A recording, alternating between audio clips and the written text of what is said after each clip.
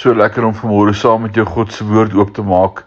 Vandag die beurt van Psalm 112 in die opskrif Prys die naam van die Here.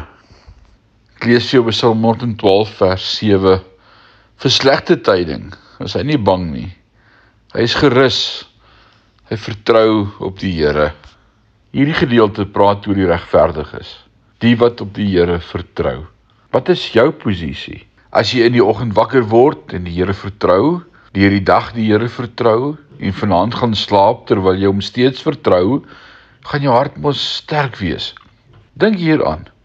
Wil jy 'n hart hê wat onwrikbaar op die Here vertrou en op daardie vaste wete rus?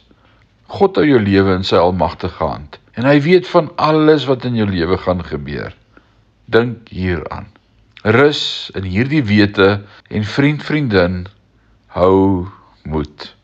Alles werk ten goeie mee vir die wat die Here liefhet.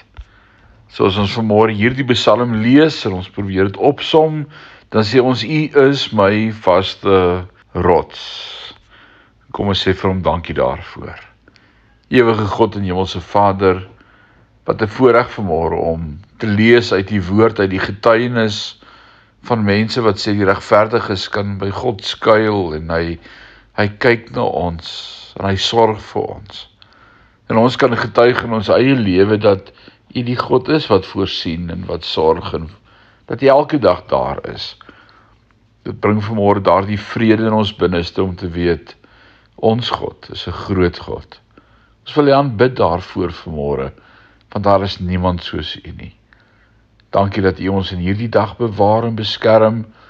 Dankie dat U voor ons uittrek, U woord sê ons paai gelyk maak. Aan U al die lof en al die eer in Jesus naam.